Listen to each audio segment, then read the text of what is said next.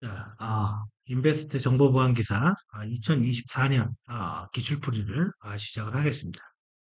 자, 책은 이제 이기적 정보 보안 기사 책이고 2024년 3월에 시행된 시험 문제, 필기 시험 문제입니다. 그리고 기출풀이는 사람들이 이제 여기에다가 그 보면 이제 보안 기사 기출 문제 뭐 이렇게 올리잖아요. 예, 요 내용 하면 이제 최근 기출 문제 그 동향이나 이런 것들을 확인해 볼 수 있어요. 뭐, 볼 수가 있고요. 자, 볼게요. 칼리 리눅스에서 우리가 이제 우분투 계열 그 모이에키 혹은 취약점 점검 도구 리눅스로 뭐가 있습니까? 백트랙이라는 게 있죠. 그리고 가비안 뭐 계열 리눅스로 칼리 리눅스가 있습니다. 그래서 제공하는 도구가 아닌 것은 이거 정말 어려운 문제죠.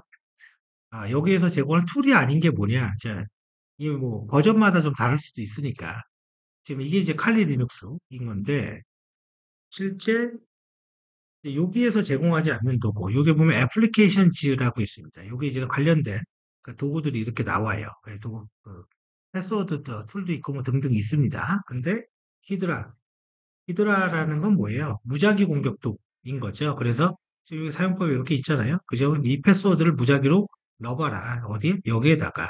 그래서 이렇게 무작위 공격 도구도 있고 지금 여기에 뭐 TCP 덤프 이거 스니핑 도구죠. 네, 이렇게 TCP 덤프 스니핑 컨트롤 C 할게요. 스니핑 도구도 있고 버프 스위치라고 얘기하는 건 웹 플록시죠. 그래서 기출 문제 중에 하나가요. 실기 기출인데 두 번 나왔던 것 같아요. 필기도 나왔습니다. 웹 브라우저와 웹 서버 사이에 중간에 있어서 메시지를 조작하거나 공격할 수 있는 게 뭐냐? 웹 프록시입니다. 웹 프록시. 답이 이거였던 거죠. 이거의 프로그램의 이름이 버프 스윗이었던 거고, 그리고 또 이 버프 스윗의 무작위 공격, 메뉴가 뭐냐, 메뉴의 이름이 뭐냐, 그런 것도 나왔습니다, 최근에. 그래서 그거는 이제 여기에서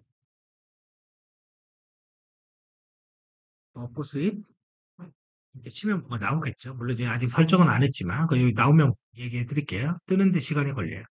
자, 그래서 뭐 답은 2번이다. 자, 됐고요. 안드로이드도 이제 가끔 나옵니다. 한두 문제 필기에서. 안드로이드의 실행 명령으로 올바르지 않은 것은 몽키는 프로파일과 시작이다라고 되어 있는데 보통은 이제 이 컴퓨터에서 몽키라는 말이 나오면요. 무작위 도구예요. 무작위 도구. 뭔가 무작위로 뭔가 데이터를 만드는 거예요. 그래서 PM이라는 건 패키지, AM은 액티비티. 액티비티가 뭐냐? 안드로이드의 화면을 액티비티라고 해요. 화면. 우리가 이제 화면이 이렇게 뜨면 이 화면과 화면 간의 데이터 주고받을 수 있죠. 이걸 인텐드라고 합니다. 그리고 서비스 말은 서비스고 그 다음에 get이나 set, PROP 이거는 프로퍼티 설정이죠. 설정. 관련된 명령어다. 자, 그래 요게 이제 기출이 된 거고요. 자, 넘어가 볼게요. 자, 권한 설정에 대한 명령으로 올바르지 않은 것은 umask는 디폴트 권한으로 기본값은 002입니다. 그죠? 예, 022 혹은 002라고 그래도 돼요. 그러면 요게 이제 실행이 됐네요. 자, 여기에서 무작위 공격 도구가 뭐냐? 그 메뉴의 이름이 뭐냐? 그게 나왔는데 여기 보면 지금 물론 이제 지금 설정을 안 했어요. 설정을 안 했더니 이게 안 뜨는구나. 자, 인트로. 요게 답이었어요. 요게 인트로.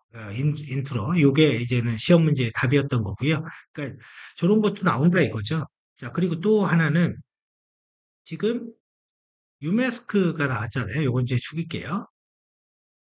유메스크가 나왔는데 유메스크라 치면 디폴트 권한이 002죠. 그래서 이거는 뭐예요? 파일은 666에서 빼고 디렉토리는 777에서 빼면 권한이 만들어지는 거죠. 그래서 그렇게 되어 있다라는 거고. 자, 그래서 답은 이제 1번이 되는 거고요. 이거는 사용자 바꾸는 거고요. 그 권한 설정하는 게 체인지 모드. 리눅스에서 가장 중요한 명령이고 기본적인 명령이죠. 그룹 바꾸는 거 체인지 그룹인 거고. 메모리 버퍼 오버플로우의 대응 방법이 아닌 것은 엄청 중요하죠. 이거 엄청 중요합니다, 이거. 이거 필기, 실기 다 중요해요. 자, 지금 보면 스택 가드, 그 다음에 스택 실드, 그 다음에 ASLR. 지금 실기에서 많이 나왔던 게 ASLR인 거죠. 요게는 그게 없구나. 자, 우리 교재에 요거 표가 있습니다. 요거 표가, 요 설명, 요 반드시 구분해야 돼요. 그래서 이 ASLR이라는 거는 운영체제에서 어떤 프로세스를 실행할 때 고정 메모리 주소가 아니라 동적 메모리 주소를 설정한다. 그러면 이 동적 메모리 주소를 설정할 때요, 얘가 0, 1, 2, 세 개가 있는데 0은 취약한 거예요. 정적 메모리인 거고, 1은 스택만 동적 메모리인 거고, 2는 스택과 힙 둘 다 동적 메모리인 거예요. 그리고 스택 가드는 말 그대로 스택의 보호 영역이죠. 쉴드도 마찬가지 보호 영역. 이 구분은 제가 외우질 못하니까 이거 교재에서 보세요. 그리고 NX 비트, 이 NX 비트를 활성화해야 된다. 그죠? 예. 이건 맞는 말이에요. 그리고 익스큐트 비트라는 거는 없는 거, 이런 거 없어요. 이건 아닌 거. 그래서 요거는 너무너무 중요하다. 이거는 필기, 실기 다 중요하다. 아니, 필기야, 뭐 한 문제 여기까지 거 틀리면 되죠. 윈도우 레지스트리를 편집할 수 있는 도구는 예전에는 이렇게 나왔습니다. 알리지 EDIT, 알리지 에디트 32.exe 요거. 근데 요게 보기에 없잖아요. 그죠? 보기에 없어서 저도 뭐 이런 툴이 있는지는 몰랐어요. 그래 1번 이 해당이 되는 거고 노트패드는 관련 없는 거고 TCP 덤프는 스트링 아까 봤죠? 스트링은 바이너리 파일에서 아스키 코드의 문자열을 추출할 때 쓰는 게 스트링입니다. 자, 로그 파일에 대한 설명으로 올바르지 않은 것은 WTMP는 로그인 시 패스워드 BTMP죠. 그리고 라스트 B라는 커맨드로 보는 겁니다. 그래서 4번 틀린 거고요. 유메스크는 아까 쓴 보안상 최소 얼마로 설정해야 되냐? 0이 아까 얘기했죠. 자, 이게 666이 되면 봐보세요. 유메스크가 666이 되잖아요. 이거 0이네. 666이 되면 권한이 666, 파일은 666에서 빼는데 유메스크가 666이면 권한이 뭐예요? 0이 돼버리죠. 그럼 아무 권한이 없는 거지. 그럼 뭐가 돼요? 아무것도 못하는 거죠, 당연히. 당연히 아무것도 못하는 거죠. 자, 넘어가 볼게요. set GID, 그룹에 대한 거죠. 특수권한 set UID, set GID, 스티키 비트. 여기 끝에 T가 나오는 거는 스티키 비트 얘기하는 거고, 이거 기출입니다. 디렉토리도 TMP인 거고, set GID니까 SWS가 나와야 돼요. 그죠? 요거네, 그죠? 4번. 여기에 1번은 set UID가 걸려 있는 거고, 자, 그런데 요것도 기출이에요. 요 S가 대문자 S로 이렇게 돼 있잖아요. 이거는 set UID가 걸려 있지만 실행 권한이 없는 거예요. 그럼 무슨 말이에요? 실행을 못 하는 거죠. 예, 못 하는 겁니다. 예, 그 의미가 없다라는 거지. 그죠?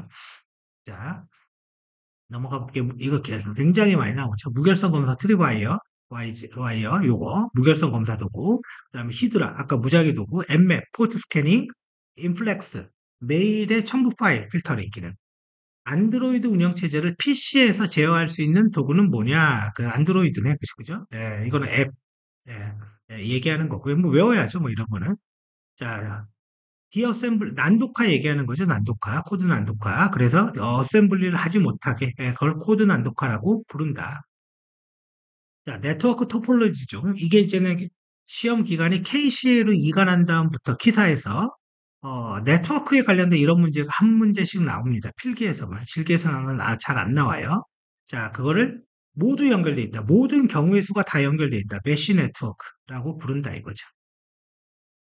자, 이것도 이제 처음 등장한 건데, 사실은 암호화 알고리즘 경우 첫 번째 암호화는 이게 13이라는 게 13이 중이에요. 13번째로 바꾸겠다 이거죠. 이 문장을 A를 하나, 둘, 셋, 넷, 다, 일곱, 여덟, 아홉, 열, 뭐 이렇게 쭉 세면 이게 N이 된다 이거죠. 네, N이. 자, MS SQL이에요. MySQL이 아닙니다. MS SQL. 옛날 마이크로소프트사가 만든 SQL 서버. 중국 해킹 툴에 악용된 거는 뭐냐? XP CMD 셋. 이거 명령 프롬프트가 나온다 이거죠. 예, 이거 은근히 많이 나왔어요. 별거 아니지만. 자, 이것도 마찬가지예요. 이것도 사실은 보안보다는 사실은 이건 통신이거든요. 우리가 쓰는 와이파이의 주파수가 2.4GHz를 씁니다. 2.4. 여러분들 블루투스도 2.4GHz 써요. 그 2.4GHz의 대역에 채널을 여러 개 나눠서 통신하거든요. 근데 5GHz도 씁니다. 이 5GHz는 여러분들 2.4에서 이렇게 숫자가 이렇게 커지면요. 어떤 특성이 있냐면 주파수의 파장이 이렇게 조밀해요. 그러니까 무슨 말이에요? 많은 양의 데이터 0, 1, 0, 1 이렇게 보낼 수 있는 거예요. 그 대신에 이 숫자가 커지면 멀리는 못 나가요. 멀리는. 그 커버리지가 작다 그런 얘기죠. 그러면 2.4와 5기가를 같이 사용하고 최대 600메가까지 지원해 준 놈이 있다. 802.11n인 거죠. 요거. 그래서 n을 얘기한다. 이제 넘어가 볼게요. 그러니까 이거는 사실 보안 기사랑 좀 맞지 않는 문제입니다. 사실은. 자, 다음 설명하는 보안 도구는 뭐냐? 이거 외우는 수밖에 없습니다. 자, 무작위 공격 도구는 존 더 리퍼. 실행 중인 프로세스, 이거 패스워드 크랙하는 거. 크랙이라는 말은 패스워드를 공격하면 크랙이라고 하는 거예요. 어떤 프로세스가 어떤 파일, 어떤 자원들을 열고 있냐. 그때 쓰는 게 lsof 커맨드. 그래서 lsof-p하고 pid 주면 되는 거고. 트리바이, 이거 뭐죠? 무결성 검사 도구. 그럼 남은 거 하나밖에 없어요. cops. 그죠? cops가 보면 시스템 내부에 대한 취약점 점검을 한다. 취약점 점검. 근데 취약점 점검 도구가 꽤 많거든요. 우리 교재 꽤 많아요. 이제 그러다 보니까 그것들 간에 차이를 봐야 되는데 이제 요런 단어에 집중해 주는 게 좋아요. 시스템 내부에 혹은 유닉스 계열의 혹은 백도어 그러니까 이거 나오면 그냥 얘 이 COPS다. 이렇게 구분하는 수밖에 없어요. 자, PGP 이메일 보안 기법 3개가 있죠. 그중에 PGP가 이거 한 3번 나왔습니다. 필기에서 부인 봉쇄는 되지 않는다. 부인 방지. 그죠? 부인 방지가 뭡니까? 받았냐? 안 받았냐? 그거죠. find 최근 1일 내에 변경된 거 그때 마이너스 주는 거예요. 마이너스. 그래서 마이너스 1을 준다 이거죠. mtime, modify time 수정된 날짜가 마이너스니까 find slash mtime 이렇게 되겠죠. 그럼 여기에서 현재 디렉토리만 찾으면 find 점 현재 디렉토리의 mtime 마이너스 1 오늘 하루 동안 변경된 거 찾아라. 그러면 이제 이런 게 나온다 이거죠. 그죠? 이렇게 좀 넘어가 볼게요. 바이러스 이것도 한 7회인가? 이거 한 7회 정보보안 기사에 나왔던 것 같아요. 보통 악성 코드의 이름을 뭐로 주냐라는 거거든요. 이게 답은 svc host.exe예요. 이게 이제 의미가 이제 이런 의미예요. cmd 윈도우에서 cmd를 치면 자, 여기에서 뭐가 있냐면 떠 있는 프로세스를 볼 때 타스크 리스트 find string svc 호스트만 좀 찾아줘. 그럼 볼게요. 엄청나게 많이 있죠. 요거는 그 윈도우 서비스당 하나씩 이렇게 기동이 되는 겁니다. 그러니까 악성 코드를 은닉할 때 요 이름으로 집어넣으면 이게 정상적인 건지 악성 코드인지 구분하기 어렵잖아요. 그런 의미에서 얘가 나온 것 뿐이에요. 그런 의미에서. 데이터베이스 암호화 인코더는 아니죠. 인코더라는 건 뭡니까? 특정 데이터로 변환하는 거. 그리고 TD 암호화도 인정이 되는 거예요. 그 대신 중요한 거는 TD 암호화가 답이 되려면 요 말이 나와요. 커널 기반 암호화 기법으로 즉 데이터베이스가 암호화를 시킵니다. 데이터베이스가. 그래서 이거는 모든 DB가 다 지원해 주는 게 아니라 오라클에 보면 오라클이 이 기능이 있는데요.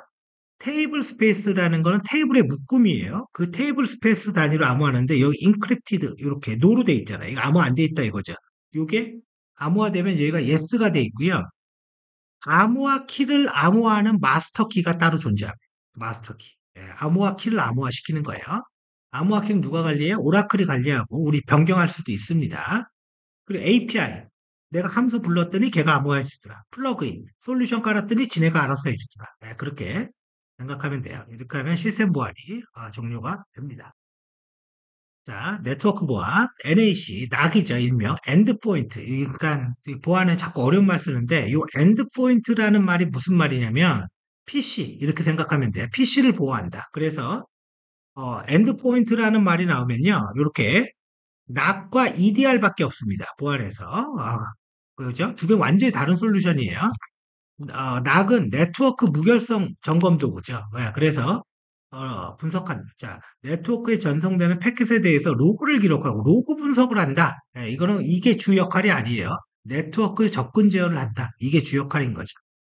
자, 무선 랜 은근히 많이 나와요. 네트워크 보안에서 WEP 이건 보안에 취약하다 이미 다 알고 있죠. 왜? RC4 암호화 알고리즘을 써서 취약하다 그 말도 맞지만 정말 얘가 취약한 거는 암호화 키가 고정이다. 정적 키를 쓴다. 그게 취약한 거예요. 그래서 동적으로 암호화 키의 변경에 대응하기 위해서 TKIP 이게 동적 키라는 겁니다. 이 동적 키를 쓰는 거는 WPA입니다. WPA. 그래서 요거의 암호화키 문제를 해결한 게 요게 되는 거죠. 요게. 그래서 엄청 많이 나옵니다, 이거. 자, 미라이, IoT, 즉 센서라고 생각하면 돼요. IoT에 대한 디도스 공격. 그죠? 예, 그 2번이 되겠죠. 올바르지 않은 거구나. PC를 대상으로 한다. 예, 이거 센서에 대해서 공격한다. 자, 포트 스캐닝, N맵, 그죠? N맵에 대한 옵션으로 이제 올바르지 않은 것은 이렇게 되어 있는데, 마이너스 S X는 all 스캔으로 마치 우리가 컴퓨터에서 X가 나오면 영어로 all로 해석이 됩니다. 근데 TCP 이런 게 아니라 X마스 스캔을 얘기하는 거예요. 그 다음에 TCP 연결 뭐 이렇게 할 수가 있는 거고, 그리고 이제 추가적으로 알아야 될 거는 보통 이제 이거는 제가 교재에 없어요. 교재에 없는데 웹 서버들이 있을 때 우리가 실무에서는 꽤 많죠. 뭐 예를 들어서 아파치, 아파치라는 서비스 MySQL 이렇게 하면 이제 웹 서버가 틀렸나? 서비스 MySQL 키보드가 묻네요, 자꾸. MySQL 스타트. 자, 이러면 보통 이제 브라우저에서 이제 웹 서버가 이렇게 나오죠. 그래서 하나 테스트만 해볼까요? 120, 127.0.0.1의 SCS. 이거는 제가 그냥 PHP로 테스트용으로 만든 그냥 웹페이지입니다. 그러니까 여러분들이 보안할 때 남이 만들어준 거 갖고 취약점 점검하는 거, 그거는 공부에 의미가 없어요. 자기가 이거 만들고 자기가 점검하고 자기가 개발 보완하고 자기가 고쳐야지 그 사람이 쓸 수 있는 사람이지. 그냥 남이 만든 거 갖고 입력값 조금 넣어서 그냥 고치는 거는 그 사람 쓸 데가 없어요. 솔직히 자격증 있든 말든. 자, 그런데 여기 아파치 웹서버라는 게 있다라는 거죠. 그러니까 여기서 실행했잖아요. 아파치 웹서버에 메소드가 있거든요. 그게 get, post, 그죠? 애플리케이션 보안에 나오는 거죠. 근데 delete라는 것도 있고 push라는 것도 있고 head라는 것도 있어요. 우리 교재에 있습니다. 이 웹서버가 어디까지 지원하냐? 그거를 우리가 알아볼 수 있어야 돼. 그때도 앱맵을 쓸 수 있어요. 물론 다양한 방법이 있습니다. 굳이 앱맵만 있는 게 아니라 예를 들어 스크립트, HTTP의 메소드즈, 그리고 127.0.0.1 이런 식으로 스캔할 수 있다. 이렇게 스캔을 해보면 지금 얘 같은 경우는 지금 3306 MySQL 포트 나오고 80번 포트가 있죠. 근데 여기 봐보세요. get과 head와 post, 그죠? 요 옵션, 그죠? 요렇게 지원하고 있죠. 이게 allow 메소드, 허락된 기능이라는 거예요. allow 메소드라는 게. 그래서 요렇게 확인이 가능하고, 앱맵에서도 요렇게 쓴다. 그래서 여러분들은 이거는 어디에서 필요합니까? 실전에서 필요하죠. 왜? 웹서버가 어떤 메소드를 지원하는지 확인해야 되니까. 물론, 이런 방법도 있고, 넷캣이라고 해서 NC를 쓸 수도 있어. 물론 이제 안 될 수도 있어요. 80번 포트 이런 식으로 해서 인밸리드 포트가 0이네요. 그죠? 이렇게 그럼 이제 얘가 이제 언로우드 메소드를 찾아줍니다. 그러면 요게 이제 나오겠죠. 근데 뭐 아마 안 될 거예요. 얘는 지금. 자, 그래서 앱맵이 있다. 다음 설명에서 공격하는 것은 뭐냐? 공격자가 웹서버에서 데이터 처리를 감수하고 이거 읽어봐야 되겠다. 자, 여기 보면 윈도우 크기라고 있죠. 윈도우 크기. 윈도우 크기라는 게 사실은 이건 TCP의 리시브 윈도우 사이즈 우리 교재에 있죠. 윈도우 사이즈를 얘기하는 건데 이게 받을 수 있는 버퍼의 크기예요. 수신자가. 근데 이거를 영어로 주면 어떻게 돼요? 나 못 받아 그런 거죠. 못 받아 그러면 전송할 수가 없어요. 그걸 리드 DOS라고 합니다. 리드. 요 단어에 집중하면 되겠죠? 자, 26번. 무선랜 공격 기법 중 훔쳐본다. 스니핑이죠. 이거는 제4회 정보보안기사 실기 문제예요. 사실은. 14점짜리 문제였는데 스니핑이니까 덤프입니다. 덤프. 그죠? 여기 넘어갑니다. 그 툴의 이름이니까. 이제 이런 거 처음 나온 거지. 이런 거 잘 안 나왔거든요. 사실은. 이건 네트워크 자격증 볼 때 많이 나오는 건데 어쩔 수 없죠. IP의 클래스, 분류에 대한 설명으로 올바르지 않은 것은 이렇게 봐야 되겠죠? C 클래스는 몇부터 몇 가지가 앞에가 10이다. 그죠? 그러면 C 클래스는 110이네. 그죠? A가 0이고요. 그죠? B가 10이다. 그래서 답이 C가 되는 거죠. 자, WPA 무선랜이네요. 그죠? 무선랜의 그 보안 기술과 관련이 없는 것은 WPA 엔터프라이즈 모드. 기업에서는 퍼스널 모드를 쓰면 안 돼요. 엔터프라이즈 모드를 써야 됩니다. 별도의 인증 서버를 쓰는 겁니다. 별도의 인증 서버. 예, 그래서 틀린 것은 4번인 거죠. ARP 스푸핑, DNS 스푸핑 뭐예요? 결과값이 변조된다. 가짜 맥 주소가 오고 가짜 IP 주소가 온다. 그런 뜻이죠. 올바르지 않은 것은 DNS 스푸핑은 가짜 맥 주소를 가지고 말이 안 되잖아요. ARP 스푸핑 이해 같은데 4번 틀린 거죠. FTP 동작 방식으로 올바르지 않은 것은 뭐냐? 패시브 모드는 데이터 전송 결정을 클라이언트가 아니라 서버가 결정하는 거예요. 서버는 클라이언트는 아무것도 안 해요. 패시브 이거 기출 문제입니다. 이거 기출 문제. 이거 실기도 기출이고. FTP 1024 이후의 번호를 결정한다.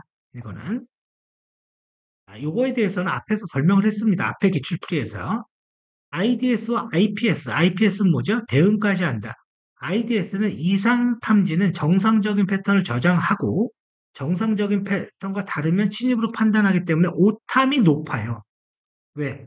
요 행동 외에는 다 해킹이야. 이렇게 말하니까 당연히 오탐이 높고 이상 탐지의 특징은 제로데이 어택. 즉 뭡니까? 알려지지 않는, 즉 패치하기 전에 취약점에 대응할 수 있다. 왜? 이거 외엔 다 해킹이라고 말하니까. 근데 오탐이 많으니까 의미가 없어져 버리죠. 예, 그래서 실제 오형 탐지를 씁니다. 디지털 포렌식 원칙 매번 나오는 겁니다. 절차의 연속성, 포렌식 전 과정을 빠르게 진행돼야 된다. 이건 아니고 절차의 연속성은 담당자가 명확해야 되고 그 다음에 뭐 손상이 발생하지 않도록 관리돼야 된다. 이건 아닌 거고. 자, 넘어가 볼게요. DNS 쿼리 플러딩. DNS 쿼리가 뭡니까? 조회해 주세요라는 거잖아요. 조회해 주세요. 자, DNS의 지뢰에는 UDP 53번 포트를 제한한다. 아, 대처 방법이구나. 그죠? 대처 방법을 53번을 제한하면 DNS 쓰지 말자. 그 얘기인데. 그죠? 라우터. 1번은 정책의 등록 번호인 거고요. 라우터. 그 다음에 디나인을 하는데 이거 뭐지? 이거 깨졌네요. EQ 같은데 EQ. 디나이 이건 뭐지? UDP에 UDP. 보니까 이거 아마 편집 과정에서 깨졌나 봐요. 이게 UDP. 참고적으로 DNS는 TCP와 UDP 다 써요. 53번과 같으면 deny, 거부하자. 그 얘기가 되겠죠? 유효하지 않은 요청을 구분해서 차단해라. 뭐, 그 맞는 말 같고. PC에 많은 부하를 유발하는 공격이므로 윈도우 방화벽에 불필요한 응답을 차단한다. 이건 아니죠. 이거는. 그죠? 이건 말이 안 되잖아요. 그죠? PC에 공격이 하는 게 아니라 뭐, DNS에다가 쿼리를 날리는 거죠. DNS 서버가 부하가 가는 거죠. OSI 7계층에 2계층, 리피터, 예를 들어 허브, 뭐 이런 거 있는 데죠. 그래서 데이터를 전송받아서 OSI의 2계층 데이터 링크에서 수신받는 데이터를 프레임이라고 합니다. 프레임을 복사하는 네트워크 장비가 뭐냐? 허브 얘기하는 거고요. 스머핑, 가짜 ICMP 에코 리퀘스트에 대해서 그 리퀘스트가 브로드캐스트로 오고 피해자의 IP로 리플라이 응답을 주는 거. 그게 스머핑이다. 스머핑에 대응하기 위해서는 다이렉트 브로드캐스트를 차단해야 된다. 이건 맞는 말이고 요렇게 가로해서 실기 기출입니다. 요렇게 가로해서 다이렉트 브로드캐스트. 답이 다이렉트 브로드캐스트인 거죠. 자, 그 다음 넘어가 볼게요. 디도스 공격 기법은 뭐냐? 조립할 수 없도록 한다. 티어드롭. 오프셋은 큰 패킷, 이만큼 큰 게 있으면 이렇게 분할되면 내가 1번이야, 내가 2번이야. 이런 정보가 오프셋이에요. 이런 의미를 갖고 있는 게. 그러면 이 숫자 번호를 조작해버리면 조립이 안 될 거 아닙니까? 그걸 티어드롭이고, 패킷을 왜 분할하냐? MTU라고 해서 Maximum Transmission Unit이라고 해서 이 값보다 크면 전송할 수가 없어요. 그래서 분할을 해야 돼요. 네, 분할을 하는 거고요. 저런 것들에 대한 확인은 여러분들 보안기사 실기를 보안기사 문제를 다 실습할 수 있으면 그 사람은 쓸 데가 많은 사람이야. 이렇게 if config면 MTU 값을 확인할 수 있습니다. 근데 뭐 외워서 그냥 따기만 했으면 크게 의미 없죠, 솔직히. 자, IP 테이블의 랜드 어택. 발신자와 수신자의 IP가 똑같은 거. 그래서 보면 여기 지금 보면 all 랜드 어택을 차단하기 위해서 여기 발신자의 IP 요건가? 위에 게 DNS고 그죠? 발신자의 IP를 막을 수 있다. 이거는 어떤 거냐? 그래서 2번 같은데 그죠? 2번이죠? 발신자 IP 넣어줘서 22번 포트 그죠? 포트야 뭐 이거는 22번이니까 SSH 얘기하겠죠. 그래서 요 내용들은 여러분들 알라고 써준 거예요. 공부하라고. 자, 넘어볼게요. 레인보우 테이블. 어, 평문과 해시로 암호화된 문을 쭉 갖고 있다가 그 대입해보는 공격. 그거를 레인보우 테이블이라고 합니다. 근데 숄트라는 난수를 써버려서 패스워드를 만들면 의미가 없어져 버려요. 그래서 암호화를 할 때 숄트 값을 넣자. 이런 게 나옵니다. 그래서 패스워드에 대한 공격을 우리는 영어로 뭐라 그래요? 크랙이라고 하죠. 크랙이라는 게 다 패스워드 공격이에요. 위변조 공격. 한다. 자, 진입 차단, 탐지, 그러니까 이것저것 다 된다. 그거 뭐죠? UTM이죠. 통합 보안 솔루션이라고 얘기하는 거. 근데 실전에서는 이게 어떤 의미로 쓰냐? 두 개밖에 없어요. 방화벽, 그 다음에 VPN. 요 두 개 기능 쓰는 거예요. 요 두 개 기능. 공격자들 함정, 뭐죠? 허니팟이죠. 허니팟. 그래서 답은 1번이 됩니다. 좀 빠르게 하긴 했는데요. 빠르게 하긴 했는데 뭐 크게 어려운 건 없으니까요. 자, 애플리케이션 보안부터 시작을 하겠습니다. 자, 이메일 보안 기법의 PGP에 대한 설명으로 올바르지 않은 것은 이렇게 되어 있는데, 이메일 보안 기법은 뭐 아는 것처럼 PGP, PEM, SMIM 이렇게 있어요. 그러면 여기에서 제일 중요한 건 뭐냐? PGP는 구인 방지가 되지 않는다. 요게 기출에서 제일 많은 거예요. 왜 되지 않냐? 몰라도 됩니다. 네, 그거는 신경 안 써도 돼요. 그리고 요 문제도 까다로운 문제죠. 요게 암호화 기법 이런 걸 물어본 거잖아요. 그래서 뭐 사실 좋아하는 문제는 아니에요. 이거 단순 암기니까. 암호화는 뭐 이런 거 지원하고 키 관리는 RSA, 뭐 MD5나 샤일 지원한다. 이렇게 알아두시면 될 것 같고요. 부인 방지를 알아두세요. 부인 방지를. 자, 그리고 일단 넘어가 볼게요. CSRF에 대해서 올바르지 않은 것은 뭐냐? 자, CSRF는 한마디로 얘기하면 이런 거죠. 로그인하면은 우리가 생기는 게 뭡니까? 세션이라는 문자열이죠. 세션. 로그인하면 생기는 거. 그래서 로그인 문자열 이렇게 해석해도 된다 이거죠. 근데 이건 고정값이에요. 그래서 동적인 값을 만들자. 그게 CSRF 토큰이에요. 중요 화면에 대해서 동적인 값을 만들거나 혹은 컴퓨터가 자동으로 입력하는지 사람이 입력하는지 구분하기 위해서 만드는 게 뭐예요? 캡처. 요거 기출 문제죠, 요거. 네, 그래서 동적인 값을 히든 필드에 저장하고 추가 인증을 하는 방식으로 하자. 그리고 get이 아니라 포스트 방식. 네, 패스워드 입력 시 암호화를 수행해야 된다. 이거랑 관련이 없는 겁니다. 자, 그래서 이거 엄청 중요한 문제죠, 사실. CSRF가. 그러면 CSRF가 안 돼 있으면 어떤 일이 일어나냐? 웹 서버가 있고요. 사용자가 정상적으로 로그인을 했어요. 정상적으로. 그러면 로그인 세션 문자를 내가 복사를 해서 이렇게 가면 똑같이 로그인된 사용자가 돼버립니다. 그러니까 요거 데이터 주고 왔다 갔다 할 때 동적 토큰이 막 있으면 그것까지 맞아야 될 거 아니에요. 그게 CSRF예요. 그리고 이 CSRF랑 크로스 사이트 스크립팅 차이를 알아야 돼요. 크로스 사이트 스크립팅은요, 웹 브라우저를 공격하는 거예요, 주 목적이. 왜? 자바스크립트가 브라우저에서 돌아가니까. 그러니까 아까 세션 갈취할 때 크로스 사이트 스크립팅 공격을 할 수가 있는 거예요. 근데 CSRF는요, 서버를 공격하는 겁니다. 인증된 정보를 통해서 서버의 패스워드를 바꾼다거나 이런 행위를 하는 거를 우리는 CSRF예요. 그러라고 얘기하고 서버의 패스워드를 바꾸니까 CSRF에 대응하기 위해서 현재 패스워드를 입력받게 화면을 만드는 거죠. 그러한 이유로 현재 패스워드를 입력받는 겁니다. 자, SMIM, 이메일 보안 기법에 대해서 올바르지 않은 것은 전자서명을 위해서 ECC를 쓴다. 이 SMIM은 RSA나 디지털 서명, DSS를 사용한다. 뭐 이건 외워야 되죠, 뭐.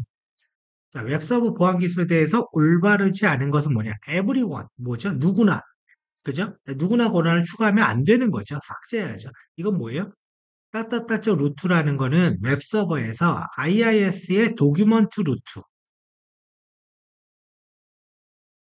도큐먼트 루트 디렉토리라고 하죠.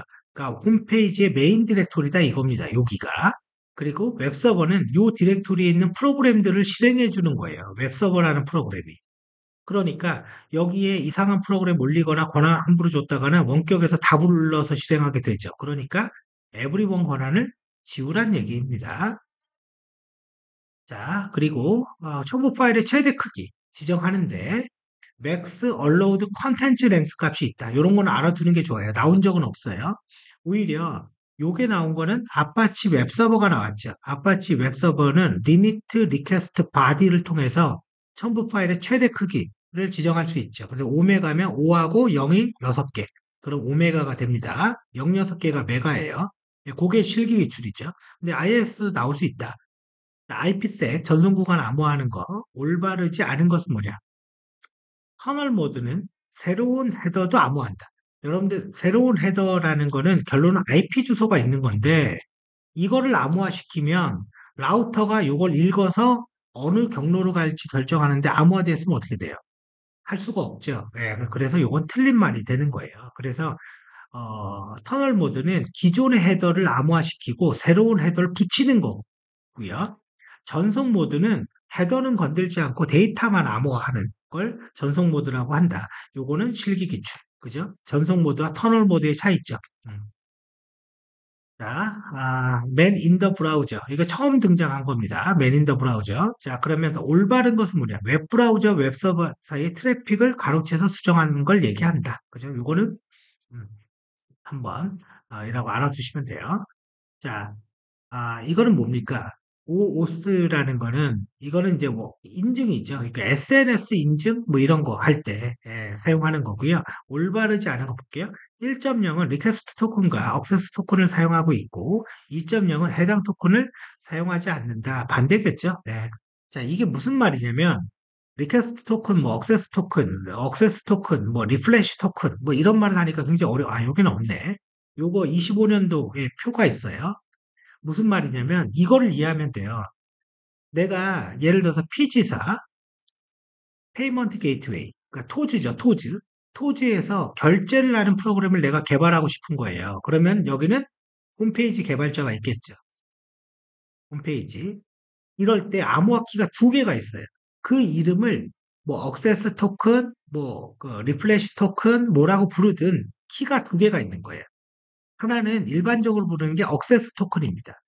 그러면 피지사 입장에서는 요 회사가 어느 회사인지 식별할 때 쓰는 거예요. 왜?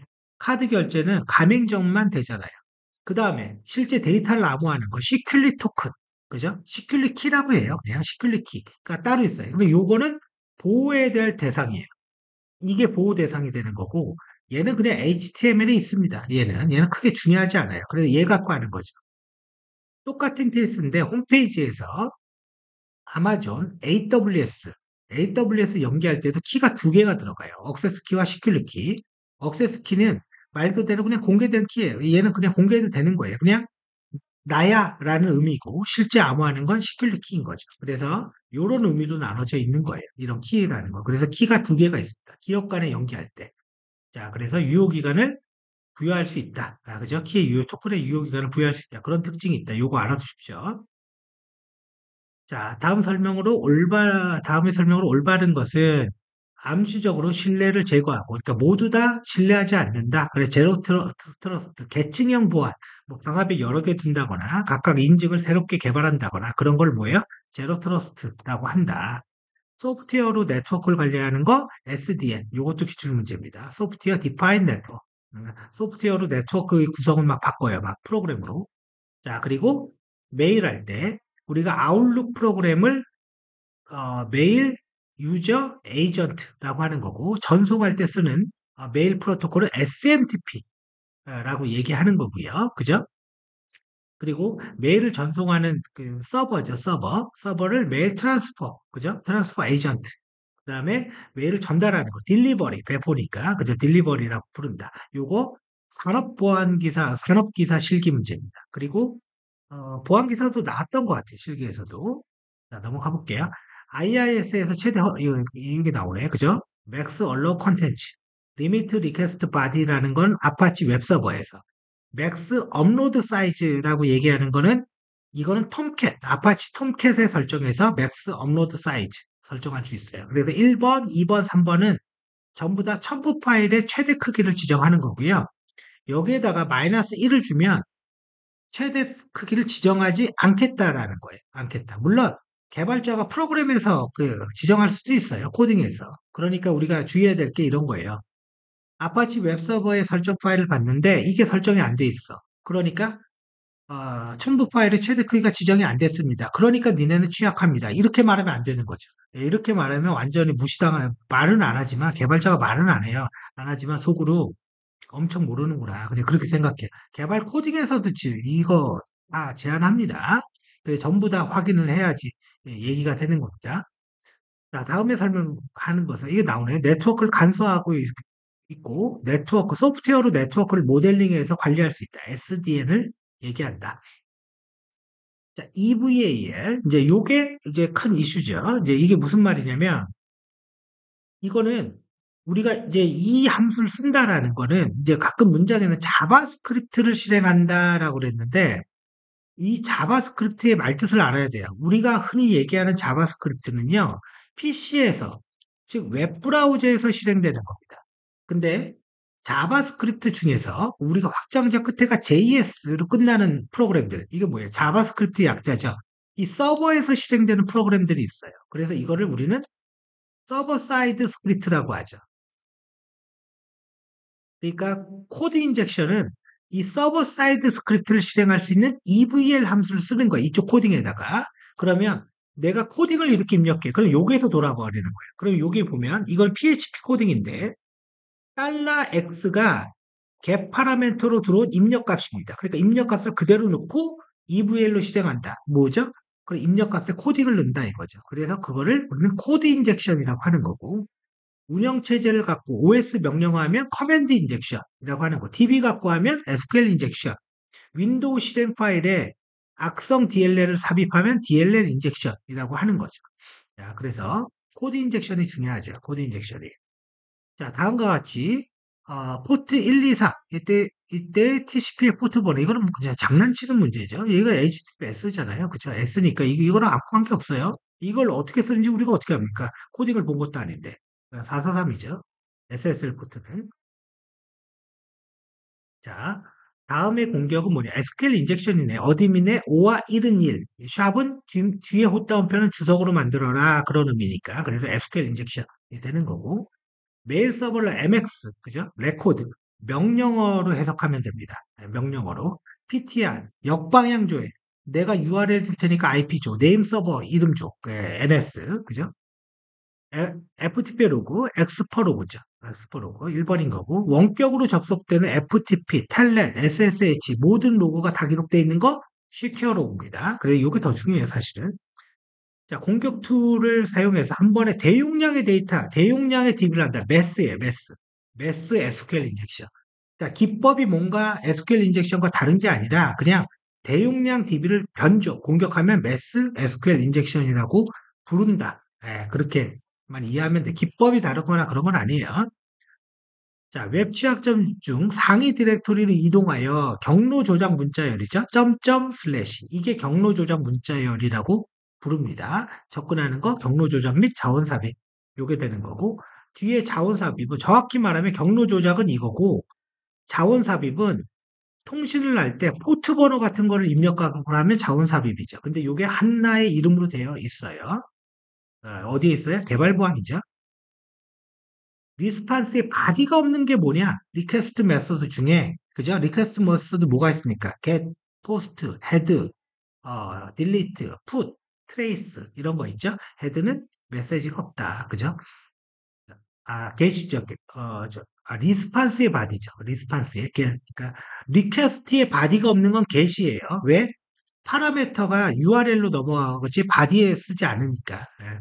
네, 그래서 답은 헤드죠. 이거 기출문제예요. 자, 필기. 다음에 보안 약점은 뭐냐? 버퍼를 가지고 하는 거잖아요. 그러니까 메모리 버퍼 초과하는 거. 경계를 넘어섰다. 메모리 버퍼 오버플로우가 되는 거고. 자, 이렇게 하면은 이제 여기까지 응용 프로그램이 끝나는 거고요. 보면 알겠지만요. 개발 보안이 많이 나와요. 지금 개발 보안이. 그쵸? 확실히 개발 보안이 나오고 실기에서도 개발 보안이 나와요. 그러니까 여러분들이 이럴 수 있어요. 필기는 기출풀이 이렇게 했더니 되던데 예, 그거는 이제 필기만 되는 거예요. 예, 필기만. 이제 실기는 달라요. 자, 여기까지 하겠습니다. 자, 정보보안기사 기출풀이를 시작하겠습니다. 여기는 이제 인베스트 보안기사 사이트이고 그리고 이제 여기는 이제 그 보안기사 카페입니다. 이거는 누구나 가입할 수 있는데 회원 가입할 때 그 물어보는 게 있는데 거기에 뭐 그 장난치지 마세요. 그러면 뭐 가입 안 됩니다. 거기에 장난치면 가입 안 되고 한 번 가입 안 되면 평생 안 됩니다. 정말로. 예, 평생 안 됩니다. 예, 그래서 또 강제 탈퇴되는 경우 딱 한 사람 있었는데 쓸데없는 광고 올리지 마세요. 그냥 강제 탈퇴되면 평생 안 됩니다. 예, 평생 안 되고 예, 해줄 마음 없어요 전혀. 왜? 이거로 내가 돈을 벌 마음이 없으니까 그래요. 예, 돈을 벌 마음이 있었으면은 일단은 많은 사람들을 끌어들이는 게 목적이 있었겠죠. 예. 그리고 여기 자료 올리는 사람 나밖에 없습니다. 솔직히. 그게 나밖에 없어요. 그리고 뭐 여기에 그 보안기사 필기 복귀 뭐 이렇게 올렸는데 이런 분들 다 대가를 줍니다. 예, 다 대가를 줘요. 예, 다 대가를 줘요. 예, 그래서 그러니까 그냥 그렇다라는 거죠. 자, 가보죠. 자, 그 정보보호 일반 RSA 그죠? 암호화에 대해서 올바르지 않은 것은 한번 볼게요. 전자 서명을 위해서 공개 키로 서명하고 이건 상식이죠. 서명이라는 건 뭐만 해야 돼요? 나만 갖고 있는 키로 해야 되지 않습니까? 그러니까 개인 키로 서명하는 거죠. 개인 키로. 공개 키가 아니라 서명의 확인은 공개 키로 하는 거고 소인수분해 문제 맞죠? 소인수분해는 이 알고리즘을 쓰는 건 두 개밖에 없어요. 우리가 공부하면서 RSA랑 나빈이에요. 나빈. 이두 개만 알아두시면 돼요. 요거는 소인수분해를 쓴다. 그리고 나머지 모든 암호화기법 뭔지 몰라도 이산대수다. 이렇게 공부하는 게 제일 좋아요. 이런 건. MD5에 대해서 올바르지 않을 것은 128비트로 암호화는 해시 함수다. 맞아요. 예, 근데 64비트로 연산을 하기 때문에 패딩이 필요 없다. 예, 512바이트 단위로 그죠? 예, 그래 패딩이 필요합니다. 왜? 블록 암호화 형태를 쓰니까. 자, 그리고 128비트, 뭐, 나머지는 크게 문제 없죠. 여기에서 여러분들이 공부해야 될 거는 MD5가 128비트 해시 함수다. 그리고 해시 함수는 최소 256비트 이상 써야 되고, 그걸 쓸 때, 숄트라는 란수를 포함해서 써야 된다. 그래야지 안전하다. 이건 알아놔야 되겠죠. 요 말뜻은. MAC, 접근 제어를 얘기하는 거죠. 올바르지 않은 것은 구현 관리가 간단하고 변경 시 관리자의 개입이 없다. 자, 간단해요. DAC가 있고 MAC가 있죠. DAC는 내가 만든 파일 내가 알아서 관리할 거야. 그거고 MAC는 관리자에 의해서 관리할 거야. 그래서 MAC 모델이 적용된 데는 어드미니스트레이터, 루트라는 관리자 계정이 존재해요. 그죠? 그래서 DAC를 자율 기반 인증, MAC를 강제적 접근 통제 이런 소리를 하는 겁니다. 그러니까 4번이 틀린 거죠. 자, 이제 넘어가 보죠. 가장 기본적인 용어이면서 중요한 거죠. 자, 올바른 식별, 아이디 얘기하는 거죠. 내가 누구냐? 인증, 정당한 사용자이냐? 인가, 인증된 사용자에게 권한 주는 거. 차단, 막는 거죠. 말 그대로. 예, 그래서 4번은 몰래 열람만 한다. 이건 스니핑이잖아요. 그죠? 자, 다음 중 올바른 것은 이제 용어에 대한 설명. 이것도 가장 기본적인 건데 중요한 거. 기밀성, 가용성, 무결성이 정보 보안의 3대 목표다. 네, 기본이죠. 다 맞나 보네요. 기밀성은 노출되지 않도록 보장한다. 그래서 접근 통제와 암호화가 있는 거고, 무결성은 변경되지 않는지 확인한다. 그래서 해시 함수가 있는 거고요. 가용성은 어, 필요할 때 서비스를 제공하는 거, 부인 봉쇄는 보내지 않았다라고 부인하는 걸 방지한다라는 거고요. 이산대소 암호화 기법의 알고리즘 ECC입니다. ECC. 자, AES와 CD는 뭐예요? 대칭키 암호화 기법이고 RSA는 아까 얘기한 거 소인수분해인 거고요.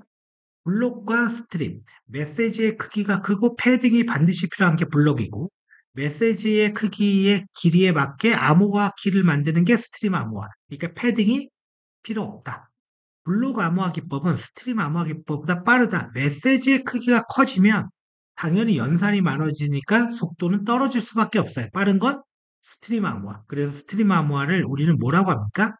하드웨어가 암호화한다. 하드웨어 암호화에 기계가 하는 암호화에 많이 쓰인다라는 말을 쓰는 거고요.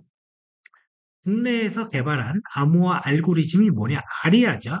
ISPN 구조, 그죠? SPN 구조로 되어 있고, 국내에서 만든 거 아리아, 시드, 하인트, 그 다음에 LEA, LH, 요게 다 우리나라에서 개발한 암호화 알고리즘들입니다. 자, 넘어가 볼게요. 객체와 소유가 분리된 자율적, 그냥 뭐야? 내 거 내가 알아서 할게. 그게 DAC. 아까 얘기 드렸죠? HMAC는 메시지 인증 코드인데 해시에 대해서. 그래서 해시 함수는 암호화 키가 없잖아요. 기본적으로. 근데 암호화 키와 같은 게 있는 게 HMAC예요. 그래서 덧붙이는 코드를 얘기하는 거고요. 전자서명에 대해서 올바르지 않은 것은 사용자 인증이란 전자서명으로 생성한 서명을 검증이 가능하다. 정보보안 일반에서 서명자는 개인키로 검증하는 게 아니라 공개키로 한다고 아까 얘기 드렸죠. 암호화 알고리즘에 대해서 올바르지 않은 것은 시드는 SPN이 아니라 파이스텔 구조. 뭐죠? 암호화와 복호화 과정이 똑같은 게 파이스텔 구조고 암호화 과정과 복호화 과정이 달라서 복호할 때 역함수가 존재하는 게 SPN 구조고 아까 이 SPN이 AES나 우리나라에서 만든 아리아, 파이스텔 구조가 데스나 국내에서 만든 128비트 암호화 기법 시드가 있는 겁니다. 사용자 인증, 정당한 사용자인지 확인한다. 안전한 인증이란 패스워드와 생체 인식 혹은이죠. 혹인이 아니라 혹은입니다. 혹은 패스워드와 핀 번호. 이거는 지식 기반 인증에서 투팩터 인증이 아닙니다. 이거는 소프트웨어 보안 약점 진단원에서도 나왔던 문제예요. 뭐냐면 사용자 인증이라는 거는 세 개가 있죠. 지식 기반, 내 머릿속에 있는 거, 소유 기반, 내 주머니에 있는 거, 생체 인증, 내 몸에 있는 거. 그래서 타입 1, 2, 3이라고도 흔히 불러요. 투팩터 인증이라는 건 얘네들끼리 섞어 쓰는 거예요. 패스워드와 핀 번호는 모두 다 내 머릿속에 있는 지식 기반 인증이고 소유 기반 인증의 대표적인 예가 스마트 카드나 OTP 내 주머니에 있잖아요.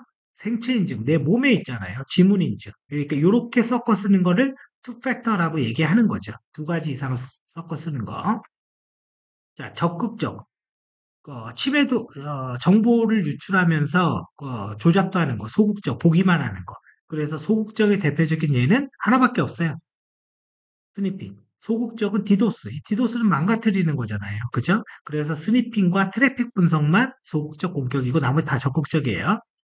자, 요런 형태가 이제 가끔 나오는데요. 이거는 뭐 외우는 수밖에 없어요. AES 암호화 기법은 미국 NIST 표준 암호화 기법으로 128비트 이상 암호화를 하는 대칭키 암호화 기법인 거고 SPN 구조를 씁니다. 그래서 128, 192, 265가 있는데 뺑뺑이 돌리는 거.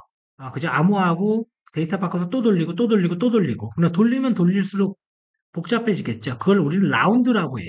그러니까 라운드를 많이 하면 속도는 떨어지고 보안성은 올라가겠죠. 그게 상실이지 않습니까?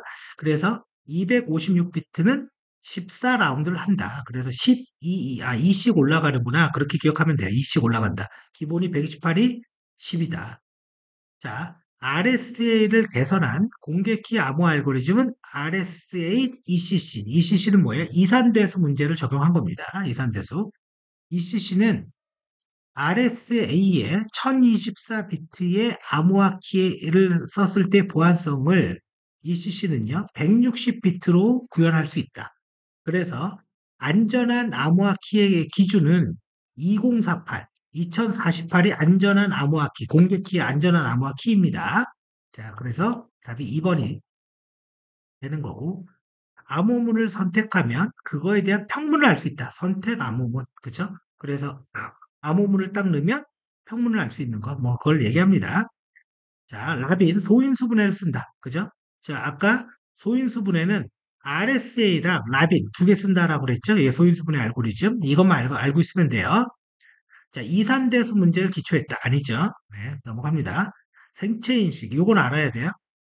오인식률과 오거부율인데 FRR 봐볼게요.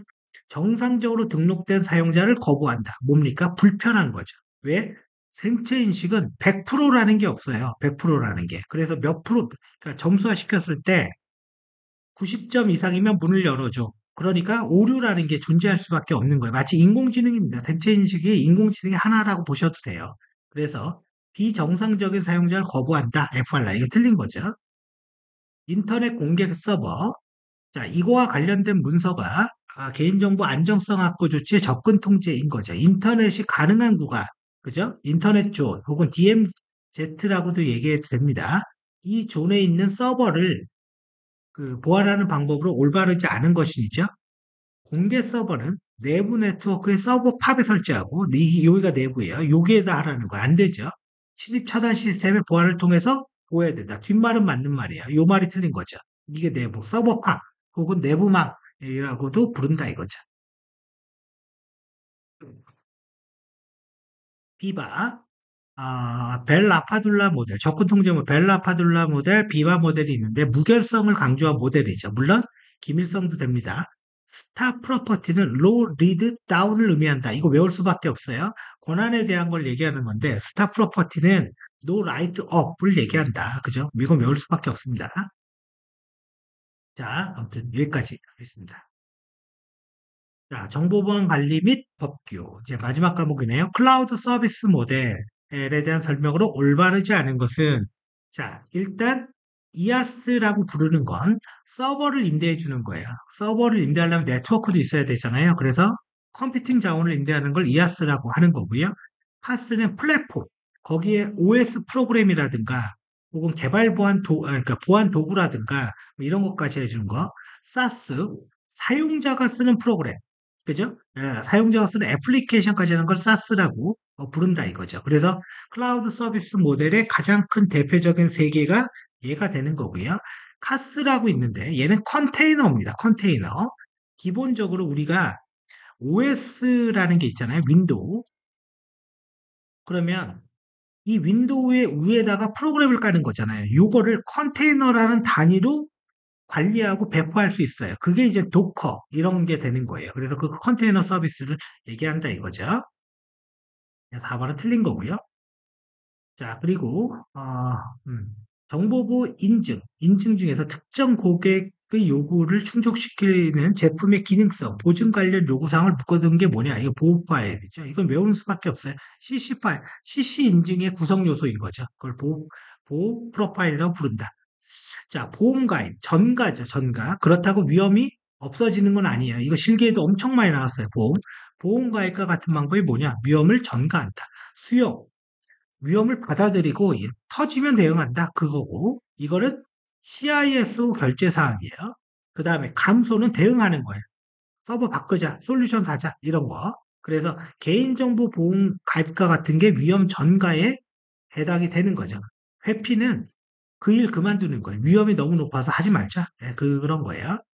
주요 정보통신 기반 시설, 주요 정보통신 기반 시설은 정부에서 지정을 합니다. 각 기관에다가. 예를 들어서 뭐 서울대학교 병원 뭐 이런 거 이런 데가 주요 정보통신 기반 시설이에요. 뭐 그걸 몰라도 돼요. 자, 그런데 이 주요 정보통신 기반 시설은 아무나 취약점 점검을 하면 안 돼요. 이게 법률에 나와 있어요. 첫 번째는 정보공유센터, 그 다음에 인터넷진흥원, 전자통신연구원, 그 다음에 정보보호 전문 서비스로 등록한 기업, 여기만 취약점 점검할 수 있어요. 일반적인 보안 컨설팅 회사는 이걸 할 수가 없습니다. 그런데 매년 취약점 점검에서 이걸 점검을 받아야 되거든요. 이 주요 정보통신 기반 시설은. 그런데 자체적으로 해도 돼요. 이런 거 다 필요 없이 전담반이라는 걸 구성해서 자체적으로 취약점 점검은 할 수 있다. 그죠? 네. 네, 그 일명 주통이라고 하죠. 주통. 자, 개인정보 열람 신청 시 있어야 될 항목이 아닌 것은 일단은 뭐가 필요 없냐? 위탁이 필요 없어요. 위탁이. 열람이라는 거는 내 개인정보 어떻게 쓰고 있니? 이거잖아요. 그러면 동의했다는 사실 필요할 거 아닙니까? 그 다음에 목적, 보유 및 이용 기간, 항목 딱 있고 남한테 준 거, 제3자 제공. 그죠? 그러니까 위탁은 관련이 되지 않는다. 열람 신청 시. 열람을 신청하면요. 특별한 이유가 없는 한 10일 이내 열람할 수 있게 해야 돼요. 근데 그런 건 안 돼. 예를 들어서 자격증 시험 봤는데 내 점수가 왜 이렇게 받았어요? 채점표 좀 봅시다. 그런 건 안 됩니다. 그거는 자격에 관한 법률에 의해서 거부할 수 있어요. 위험 분석 기법, 정성적과 정량적, 상세 위험 분석 기법이라고 하죠. 네, 정석적과 정량적을. 근데 업무별로 나누어서 쓰면 혼합에 의한 위험 분석이라고 부른다. 주의사항은 정량적 위험 분석에 과거 자료법이 있다라는 거, 그리고 연간 손실액, 이거 계산 방법 알아야 돼요. 우리 교재에 있습니다. 자, 이제 넘어가 볼게요. 자, 이거는 보안 적합성 검증 제도, 이 기간에 대한 걸 얘기하는 거예요. 그래서 시험 기간, 예를 들어서 우리 보안 솔루션 좀 확인해 줘. 그래서 얘가 시험 기간 하고, 그 다음에 검증 기간, 그 다음에 정책 기간, 이렇게 구분이 돼 있다. 이게 처음 등장한 문제입니다. 그래서 답이 몇 번이에요? 이거 1번? 그래서 이렇게 된다.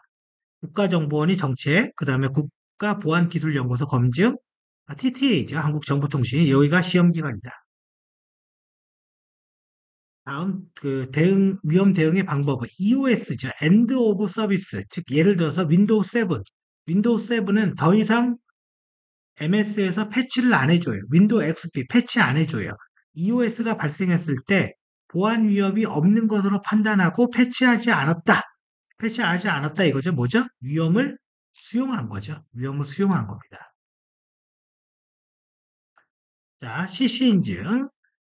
TC색과 이거 하나가 TC여야 되겠죠. TC색과 IT색의 단점 상호 인증이다. 여기가 요거 하나가 틀린 것 같아요. 이게 아무리 봐도 이런 게 꼭 들어가 있네요. TC색과 IT색의 보안 단점의 상호 인증이다. 자, 그리고 올바르지 않은 거, TOE는 보안 기능, 보안 요구사항에 대한 명세이다. 이 명세는요, TOE라는 거는 평가 대상에 대한 제품, 보안 목표에 대한 명세 충족 여부를 확인할 때 사용된다. 이건 뭐 외워야죠, 이거를. 그 다음에 ISO 15408이다. 이거 맞는 거고. 자, 요거는 참, 이거 왜 냈는지 모르겠는데, 쓰지도 않는 거를. 이제 그냥 낸 거죠, 뭐. TC색의 보안 등급은 뭐냐. 그래서 보안 레벨을 설정 가능하고 권한이 가능하다. 이건 B1 등급이다. 이렇게 뭐, 이거 외우는 수밖에 없습니다, 이거. 아니면 뭐, 그냥 틀려야죠, 뭐. 자, 이것도 법률을 갖다가 그대로 정보통신 기반 시설을 여기 가로막는 거잖아요. 그죠? 예, 출제자는 편하겠죠. 뭐, 이건 니은이니까 뭐 제어에 따라서 이거 단 한번 맞춰보세요. 자, ISMS 심사, 연장 심사라는 건 없어요. 최초 사후 갱신. 그래서 갱신은 3년에 한 번씩 받는 겁니다. 클라우드 보안 인증제도 바뀐 게 전부 다 유효기간 5년이다. CC 인증도 5년입니다. 그냥 5년이다. 이렇게 외우면 돼요.